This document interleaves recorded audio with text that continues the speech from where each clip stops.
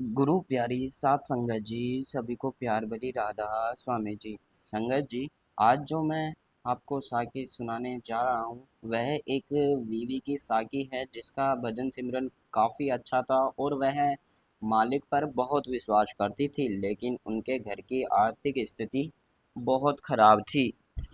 उसके बावजूद भी वह बीवी अपने भजन सिमरन पर कभी भी नागा नहीं डालती थी, कभी भी मालिक से कोई भी शिकायत नहीं करती थी और शुक्राना ही करती थी। एक दिन ऐसा ही वह बीवी अपने भजन सिमरन में जब उठी तो उसके हस्बैंड यानी उसके पति उसके पास आए और कहने लगे, आप पता नहीं कैसे इतना भजन सिमरन कर लेती हो। मुझसे तो बिल्कुल भी भजन सिमरन में नहीं बैठा जाता। मुझे तो एक दिन भजन बंदगी अपनी घर की आर्थिक स्थिति खराब होती ही नजर आ रही है। तो वह बीवी कहने लगी कि आप इतने परेशान क्यों हो रहे हो? हमारा इतना बड़ा गुरु है और हम इतना उसको मानते हैं और आप किन चक्करों में पड़े गए हो? आप मालिक पर विश्वास रखिए, वह सब अच्छा करेगा। उसके पति कहने लगे, मुझे तो कुछ भी अच्छा होता नजर नहीं आ रहा और आप कह रही हो कि अच्छा करेगा। वह बीबी कहती है कि कोई बात नहीं, आप शुक्राना करो उस मालिक का, उसने हमें बहुत कुछ दिया है। यह बात सुन के उसका पति वहां से चला जाता है, लेकिन फिर वह बीबी एक बात सोचने पर मजबूर हो जाती है कि यह सच कह रहे हैं कि हमारी दिन ब दिन आर्थिक स्थिति काफी खराब होती जा रही है। हमें एक पल के लिए, एक टाइम के लिए खाना भी नहीं बना रहा हमारे घर, और यहाँ काफी टेंशन करते हैं, पर हम क्या कर सकते हैं? जो मालिक ने कर्मों में लिखा है वो तो होना ही है, वही है। यह बात सोचते हुए वह बीवी कहने लगी, ऐसे तो मेरा मन बहुत उदास हो जाएगा, चलो मैं अपने भजन सिमरन पर ही बैठ जाती हूँ, वहाँ की शांति मिलेगी। वह कहकर बीवी अपने भजन सिमरन पर बैठ जाती है। जब वह बीवी अपने भजन सिमरन पर बैठती है तो क्या देखती है कि एक सांप उसकी आंखों के सामने आकर प्रकट हो गया, और उस सांप की इतनी रोशनी होती कि वह चांदी की तरह चमक रहा होता। यह देखकर बीवी काफी घबरा जाती और सोचती है कि यह क्या चीज है, यह मुझे आज क्या दिखाई दे रहा है। लेकिन वह इस चीज पर इतना गौर नहीं करती, वह अपने भजन सिमरन पर बैठी रहती। जब तक वह बीवी अपने भजन सिमरन पर बैठी रहती, वह सांप भी वैसे ही आंखों के सामने रहता है और वह भी अपना भजन सिमरन करती रहती। और वह पूरा टाइम देकर जब बीबी अपने भजन सिमरन से उठती है तो वह इस बात पर ज्यादा गौर भी नहीं करती कि उसका आज क्या दिखाई दिया। अगले दिन जब वह बीवी फिर से भजन सिमरन पर बैठती है तो क्या देखती है कि फिर से वही सांप उसकी आंखों के सामने आके फिर से प्रकट हो जाता है। अब बीबी के मन में थोड़ा सा डर महसूस होने लगता है कि यह क्या चीज है, कल भी मुझे दिखाई दी थी तो मैंने इतना गौर नहीं किया, और आज यह फिर से मेरी आंखों के सामने आकर प्रकट हो गया है। यह क्या चीज है? यह क्या है? अंदर की कोई रूहानी हैयत है क्या? यह मेरी तो समझ से बाहर है। और वह स्मरण करती है कि अपने मालिक से अरदास करती है, लेकिन करने लगती है कि हे मालिक, यह सब कुछ क्या है, इसको दूर करो। लेकिन वह चीज आंखों के सामने से दूर ही नहीं हो रही थी, और वह बीवी अपनी आंखों खोल लेती है, और खोलकर यह बीवी अपने गुरु जी के आगे जाकर खड़ी हो जाती है और उस मालिक से कहती है, मालिक, यह आप मुझे सब कुछ क्या दिखाई दे रहा है? यह मुझे अपने भजन सिमरन में कष्ट आ रहा है, मेरा भजन सिमरन में मन नहीं लग रहा है। क्या अंदर की कोई रूहानियत है? क्या चीज है? आप मुझे स्पष्ट दिखाओ।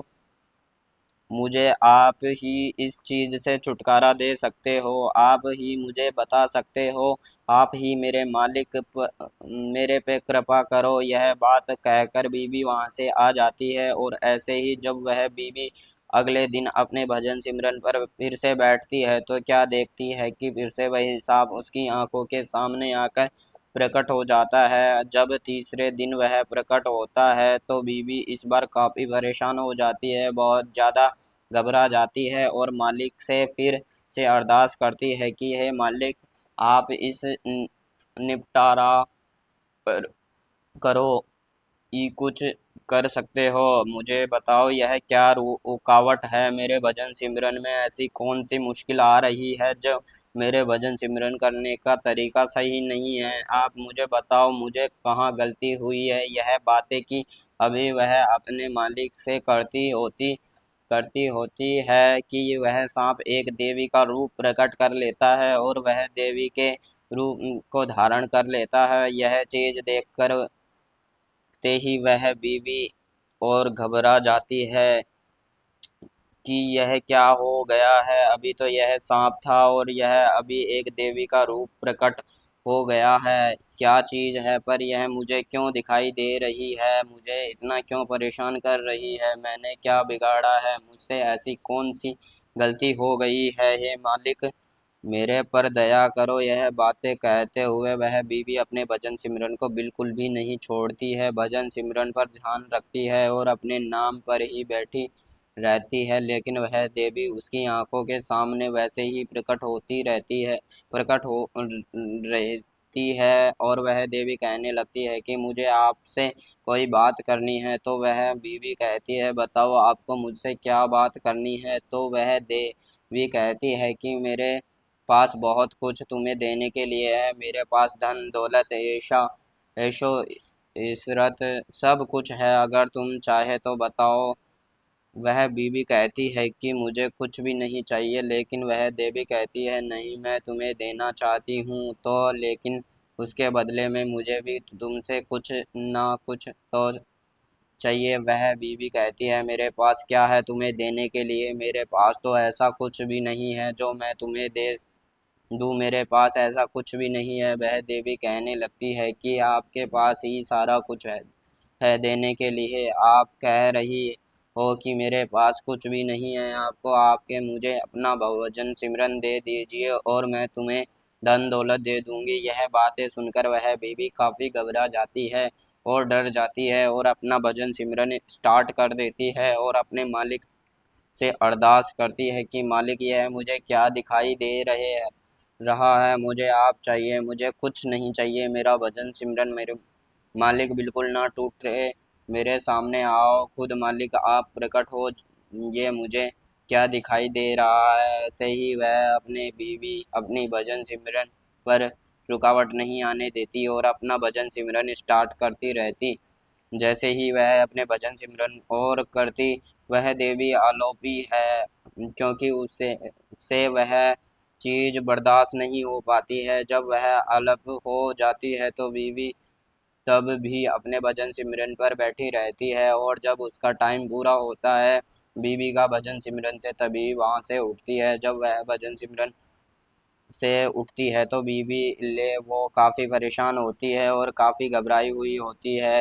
हे मालिक, आज मुझे यह सब कुछ क्या दिखाई दिया है, यह इन चीज़ों से मुझे इस जगहों में रख दिया, ये चीज़ें मुझे क्यों दिखाई दे रही है। यह कहते कहते वह अपने मालिक के सामने जाकर खड़ी हो जाती है और जाके हाथ जोड़ बेनती करती है कि मालिक, मुझे ऐसी धन दौलत नहीं चाहिए जो मेरी किस काम की नहीं है। मुझे तो आपने सबसे अच्छी धन दौलत है जो आपने नाम भजन सिमरन मुझे दिया है, यह मेरी असली दौलत है, इसे बढ़कर मैं तो मेरे लिए कुछ भी नहीं है। आप तो कहते हो कि अगर आप मेरे हो जाओ तो मैं आपका स्वार्थ भी सुधार, परमात्मा भी सुधार, तो फिर मालिक ऐसी चीज आने कर सामने क्यों खड़ी हो जाती है जो हमारे भजन सिमरन में रुकावट आ जाए। मुझे यह सब कुछ नहीं चाहिए। मुझे मालिक सिर्फ आप चाहिए, आपका नाम चाहिए, आपका स्मरण चाहिए। आप जो कुछ मुझे दिया है, बहुत कुछ दिया है मालिक। मैंने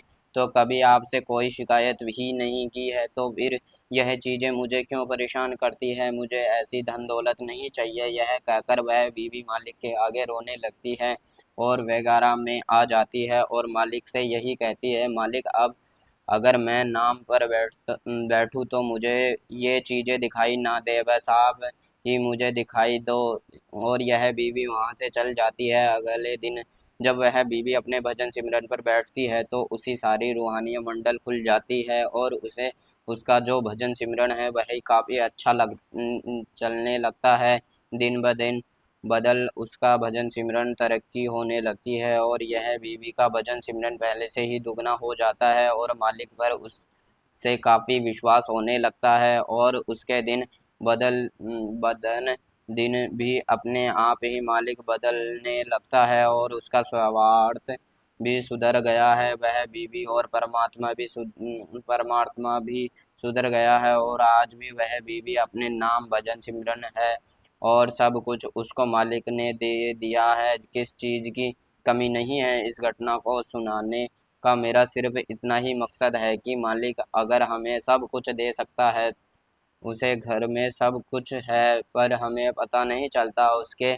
उसने अगर हमें भजन सिमरन दिया है तो उसी को वो सारी ताकत जो कोई हमें और स्त्री नहीं वस्तु नहीं दे सकती, वह सब कुछ हमें भजन सिमरन दे सकता है। अगर आपको हमारी यह वीडियो अच्छी लगे तो वीडियो को लाइक करें और हमारे चैनल को सब्सक्राइब करें ताकि आपको हमारी नई नई साखियाँ सुनने को मिले। राधा स्वामी जी।